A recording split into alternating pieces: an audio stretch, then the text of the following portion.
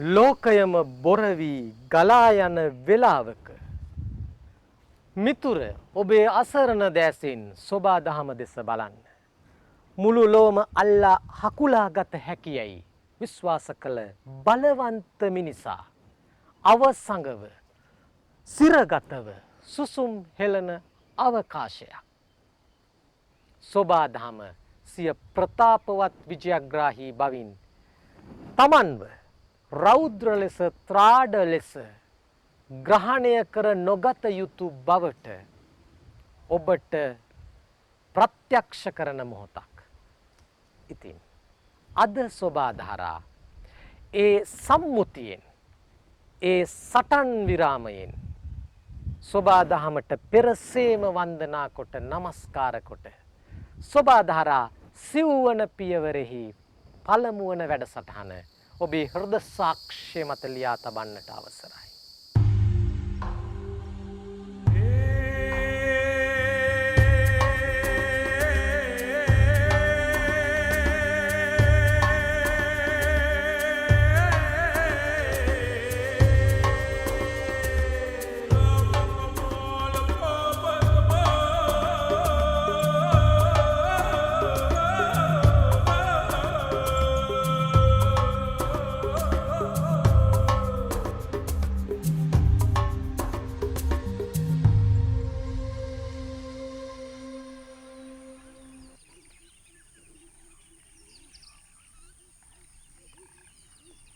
මිනිසා සියලු සතුන් අභිමුව විසල් නැන සහිත බලගතු අයෙකු වුවද සිය දිවියට ලබා දෙන විවේකය අල්පයි.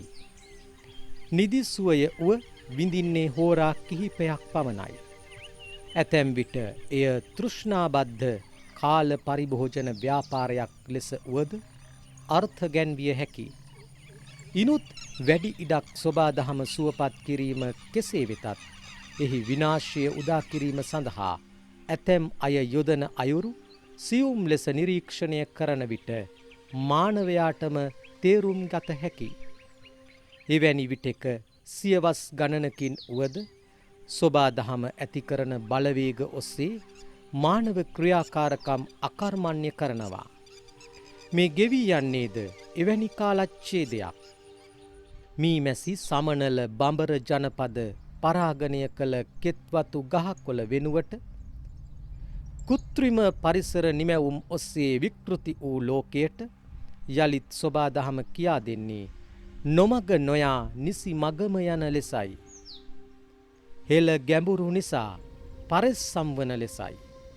අද සෝබා දහරා සිව්වන පාරිසරික උදානයේ පළමු සැසියෙන් ඔබට යෝජනා කොට පෙරට එන්නේද ඒ ඓන්ද්‍රියබද්ධ යුතුයකම අනලස්ව ඉටු කරන ලෙස කරනු ලබන ආයාචනයයි. මෙතුවක් කල් අප නොගියද ඔබ නොදුටුවද වනජීවී සංරක්ෂණ දෙපාර්තමේන්තුව සෝබා දහම සුරැකීමේ වනසතා රැක ගැනීමේ පද්ධතික ප්‍රේමයේ අවියෝජනීය යුතුයකම ඉටු කළා. එහි ක්‍රියාකාරී ක්‍රියාධාරී සෝබාදම් ප්‍රේමී සේවක ප්‍රජාව සිය ආයතනික පරිශ්‍රයේ සිට අඛණ්ඩව වනබිම තුලට පිවිසෙමින් කළ මෙහෙයුමත් මෙහෙවරත් නිසායි.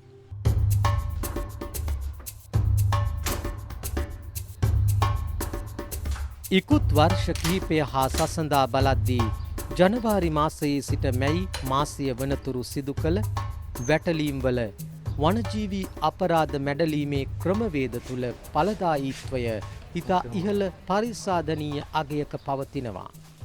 එය 72% ලෙස දෙපාර්තමේන්තුව ගණනය කර ඇත්තේ රටම අකර්මණ්‍යව පවතින මොහොතක සක්‍රීය බව උපරිම තලයක නොකඩවා අවියෝජනීයව පවත්වාගත් අභිමානයද සමගයි. මේ වසරේ ජනවාරි මාසයේ සිට අප්‍රේල් මාසයේ අවසානයේ දක්වා තියෙන දත්ත හා තොරතුරු සලකා බැලුවොත් අපි කැපී පෙනෙන වර්ධනයක් පෙන්වලා තියෙනවා වනජීවි අපරාධ වලට එරෙහිව ක්‍රියා කිරීම. ඒක සංඛ්‍යාත්මකව බැලුවොත් 20%ක වැඩිවීමක් අපි නිරූපණය කරලා තියෙනවා වනජීවි අපරාධ වලට එරෙහිව කටයුතු කරලා සාර්ථකව කරන ලද වැටලීම් සංඛ්‍යාවෙන්. කාර්යාල පද්ධතියේ කාර්යාල සංඛ්‍යා ප්‍රතිශතයක් විදිහට බැලුවොත් කාර්යාල 66ක ප්‍රමාණයක් 2019 වර්ෂයේදී සාර්ථක වැටලීම් වලට සහභාගී වුණා. නමුත් මේ වර්ෂයේ මුල් භාගයේදීම ඒ 71 දක්වා වැඩි වෙලා තියෙනවා. ඉතින් ඒක හරි ආකර්ශනීය වැඩිවීමක් කියලා මම අදහස් කරනවා. වෙනත් සියලු රාජ්‍ය ආයතන අර්ධ වශයෙන් හෝ නිවෙස්වල සිට සිය ක්‍රියාත්මක වීම සේවා ජාලයකට නතු කර ගනිද්දී ඉහළ නිලධාරීන් හා ප්‍රධාන කාර්යාලය විද්‍යුත් ඇප් ඔස්සේ සිය ක්‍රියාකාරීත්වය සටහන් කරගත්තා. වනජීවී සංරක්ෂණ දෙපාර්තමේන්තු 15 හා මධ්‍ය තලය සක්‍රියව වනසතා උදෙසා අප්‍රමාද ක්‍රියා බලවේගයක නිරත වීමත් උක්ත අපරාධ මර්ධනය කිරීම හා සංරක්ෂණ කළමනාකරණ ව්‍යුහයේ පොළා නැගීම අරබයා සංවේදීව ක්‍රියා කිරීමත් සොබාදහමේ සාධනය පිණිස හේතු කර තිබෙනවා. COVID-19 වසංගත තත්ත්වය යටතේ යම්කිසි ආකාරයකට ක්‍රියාකාරකම් අඩුවීමක් ඇඳිරි නීතිය පදනම් කරගෙන රටේ තියෙනකොට වනජීවි නිලධාරීන් අඛණ්ඩවම ඒ රාජකාරිවල යෙදිලා ඒ කාලය තුලදීත් ඔවුන් විසින් කරන ලද වැටලීම් සංඛ්‍යාත්මකව සහ ප්‍රතිශතාත්මකව අඩුවීමක් නොකර පවත්වා ගැනීමයි ඊටමත් වැදගත් වෙලා තියෙන්නේ.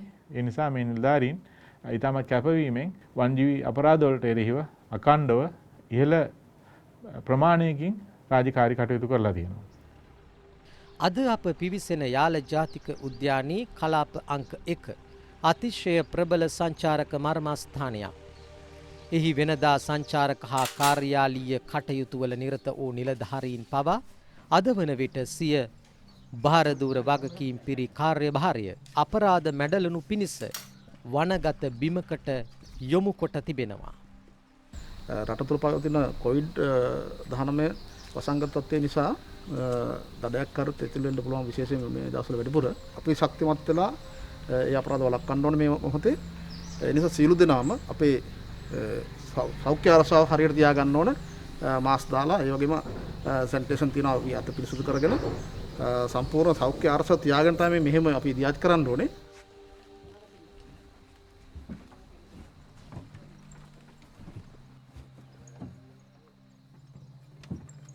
උදෑසනම වනජීවී නිලධාරී කණ්ඩායමක් පළුටුපාන සිට වනගත වීමටයි සූදානම. ඒ සඳහා අවශ්‍ය තොරතුරු හා උපදෙස් ලබා දීම වෙනදාට වඩා වෙනස්. ඒ සෞඛ්‍ය පුරුදු ඇතුළත් කරගත යුතු නිසායි ජීවිතයට. කිසිදු මොහොතක සතුරා අභිමුව ඉක්මන් වීම නොකළ යුතුයි. අත් අඩංගුවට ගැනීමකදී අත්වැසුම් මුඛවැසුම් භාවිත කිරීම අනිවාර්ය විය යුතුයි. මීට පෙර නොවිඳි එවැනි සාධක අතිශයින් ගලපා සමාජ දුරස්ථ භාවයේද තබාගෙන මෙහෙයුමෙහි නිරත වීමට සිදුවනවා.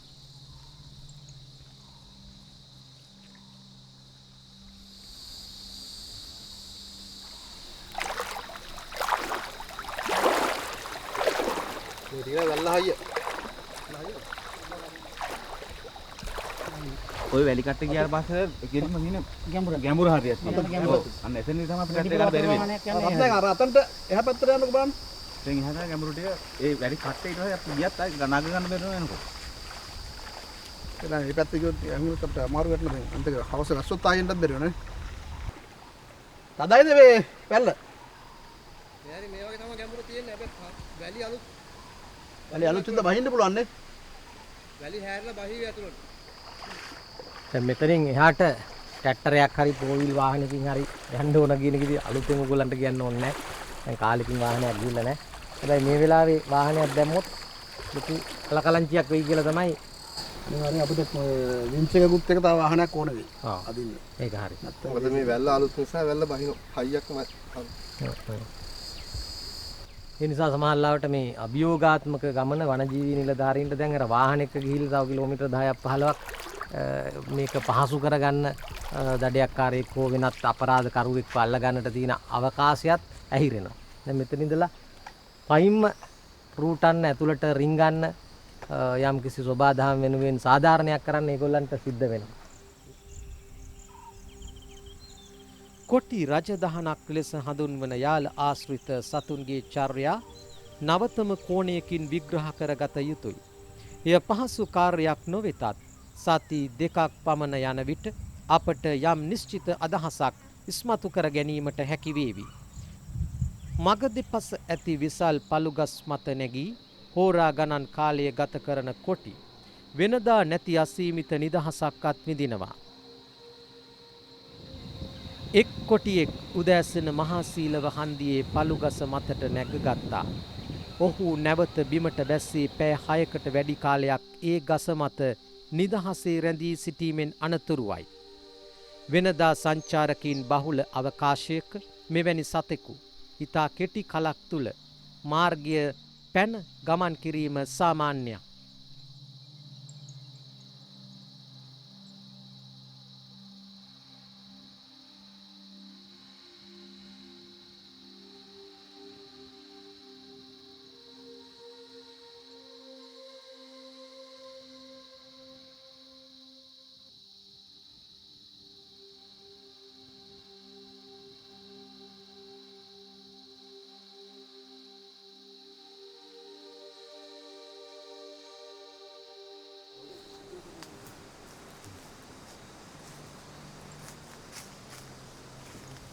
ලිපගිනි මෙලවෙන තෙක් දිය සැලියේ සැපයක් යයි කකුලුව දිය කෙලියේ කියලා තියෙනවනේ අර සදූපදේශ කවියක්. දැන් මේකේ කකුලුව මොකෙක්වත් නැහැ.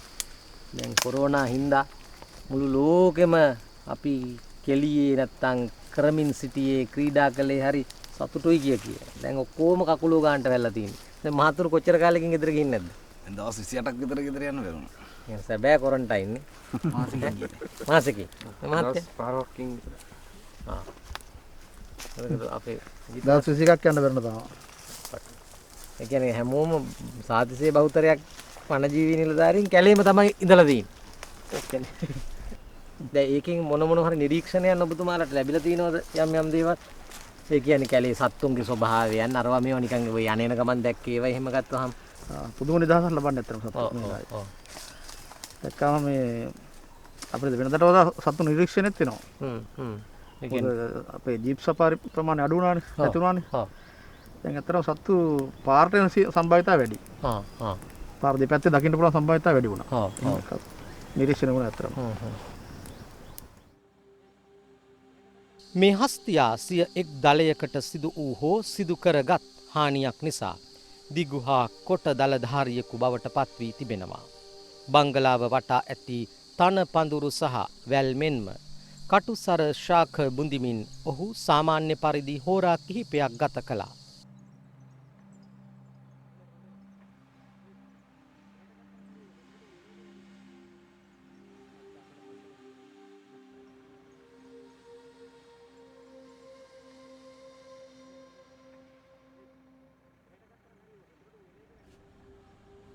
මද කිපුණු අලි ඇතුන් මේ දිනවල බහුලයි. ඒ අතුරින් නාගරික කුණු බැහැර කරන ඉසව්වල සිට යාලට මද කිපී මේ මාස කිහිපේ පැමිණෙන දැවැන්තම ශරීරධාරී අලියා ආවේගශීලීව අපට හමුවන්නේ.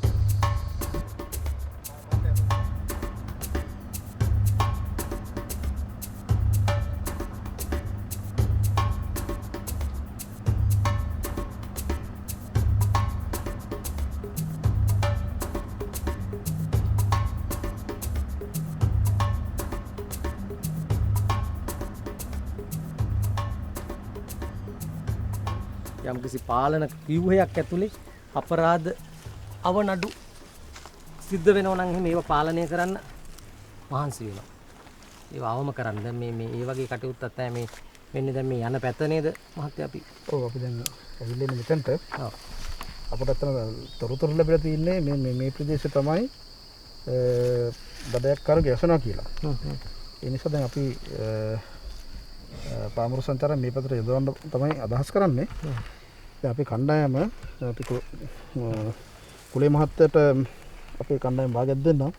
අපි V shape එකට පේන දුරින් යන් මේ විශේෂයෙන්ම ඔයයි මා අතර සංවේදනය තියෙන නිසා සංඥා වලින් සංවේදනය කරගමු. මේ කලබල වෙන්න එපා. කවුරු දැක්කත් අපි තාමත්ම සංයමයෙන් යන්න ඕන. මේ විශේෂයෙන් ගිනියවි පාවිච්චි කරනකොට හරි කල්පනාකාරී වෙන්න ඕන.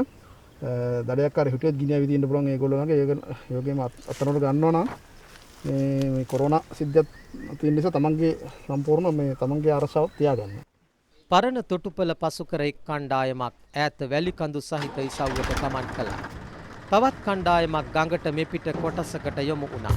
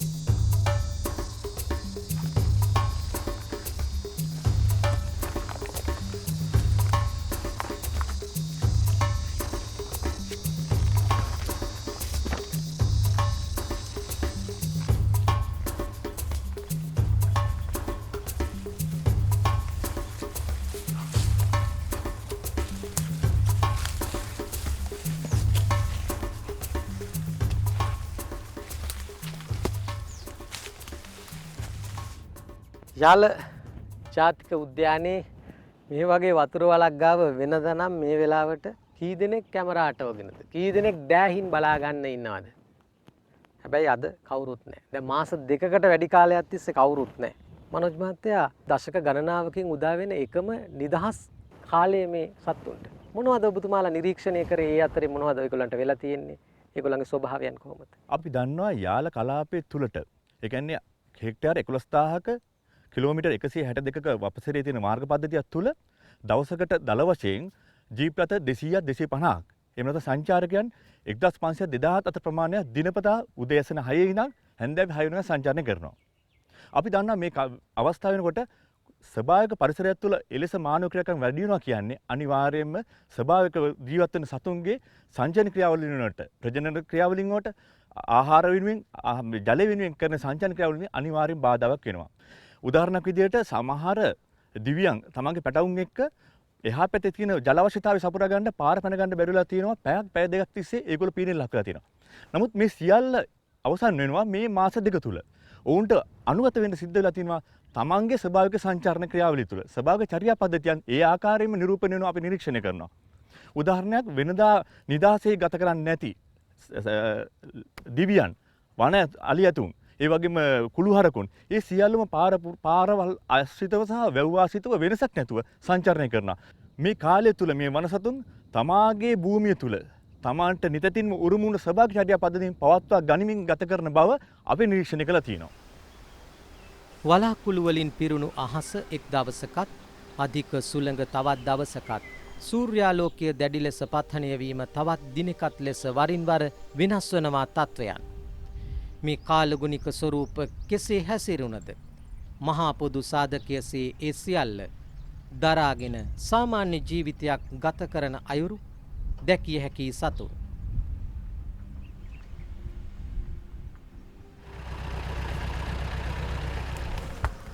මේ සෙමත් එක මට තියෙන සර්ප දෂ්ටනය අනිවාර්යයෙන්. හරි. මැරලා නැද්ද වන්දන්න?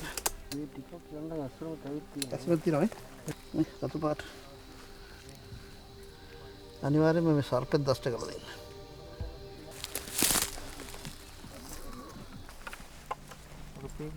දැන් අජිත් මහත්තයා මේ සාමාන්‍යයෙන් දඩයක්කාරයෙම කැලේ යනකොට මේ වගේ එකක් දැන් සර්පෙක් දෂ්ට කරා කියලා නබුතුමාලා මේක කියන්නේ.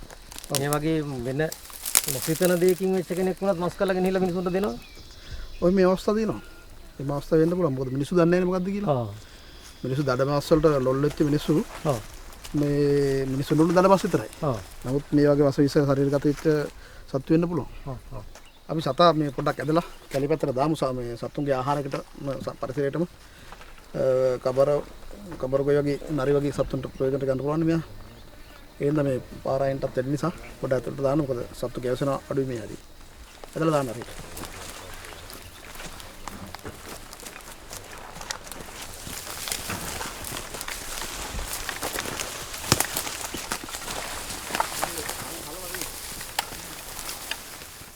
මේ ලෝකේ මොන වෛරස් ආවත් වසංගතාවත් සත්තුන්ගේ ක්‍රියාවල මිනිස්සු විතරක් අකාර්යමන්නේ වෙලා එක තැන නවතිනවා. සිරගත වෙනවා ගෙවල් වලට. ඒත් වනජීවි නිලධාරීන් මං හිතන්නේ සිරගත වුණේ නැහැ. වනගත වෙලාම ජීවත් වුණා. මොනවද යාල ජාතික උද්‍යානයේ ආශ්‍රිතව මේ කාලය ඇතුළතදී මනෝජ් මහත්තයා කළේ? මේ කාලය තුළ මේ කලාපේ වැසී තිබුණු විශේෂ මාර්ග පද්ධතීන් එළිකිරීම, ඒ වගේම සංචාරක ව්‍යාපාරයට අදාළ මාර්ග පද්ධතීන් සහ සංචාරක ව්‍යාපාරයේ බලපාන සංචාරක නිවාස නඩත්තු කිරීම වගේ ඒවාට වැඩි කාලයක් සහ ශ්‍රමයක් යෙදුවා. ඒ වගේම නිලධාරීන් යොදාගෙන විශේෂයෙන්ම ආරක්ෂාව සම්බන්ධයෙන් වැඩි ප්‍රමාණයක් ශ්‍රමයක් කාලයක් යෙදුවා. එහිදී වෙන කාලයටත් වඩා වැඩියෙන් අපිට පුළුවන් වුණා අපරාධ සහ විශේෂ වැටලීම් සිදු කරන්න.